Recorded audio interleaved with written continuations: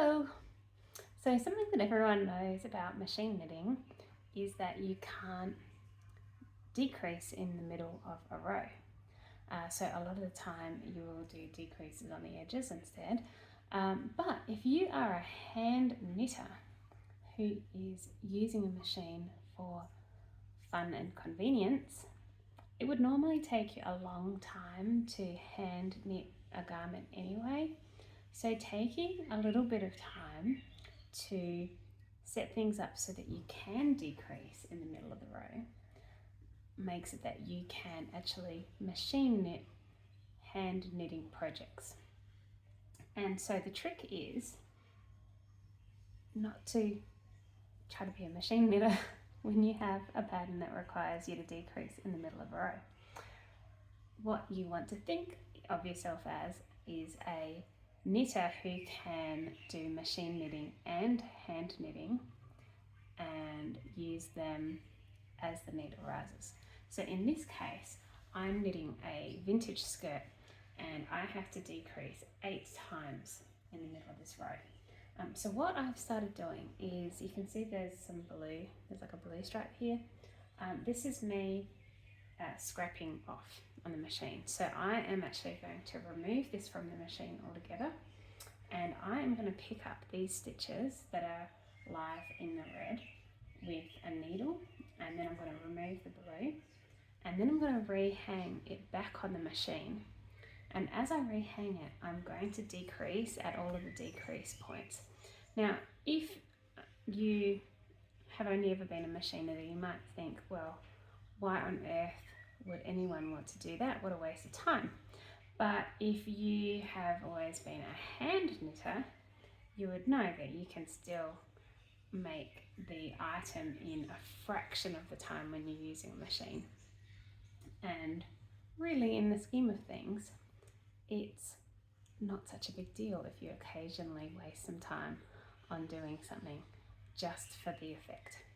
So I'm going to continue doing this, and you can get an idea of how you go about doing it.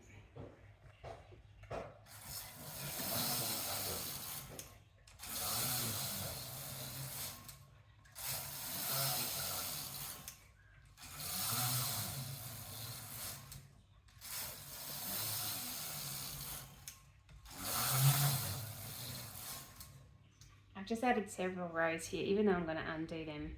I've added several rows so that it doesn't accidentally unravel all the way to my machine knit row. But essentially from here, I'm going to remove it altogether.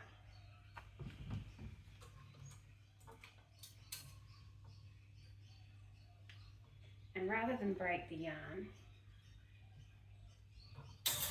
I'm just going to remove the yarn from the machine.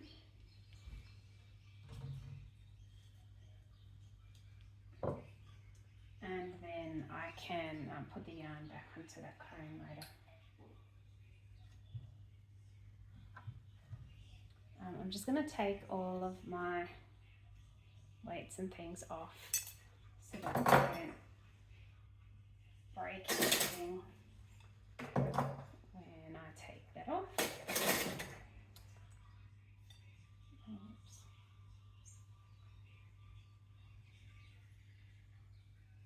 Plucked that slightly.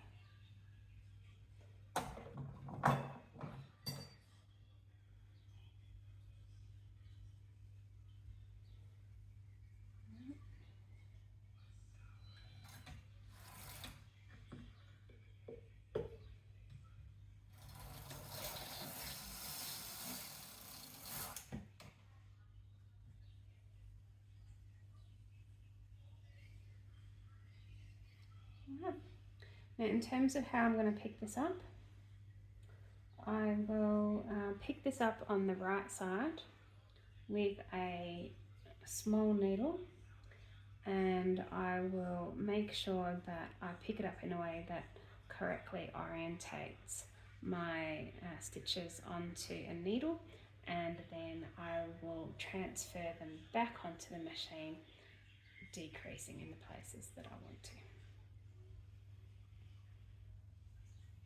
See you later.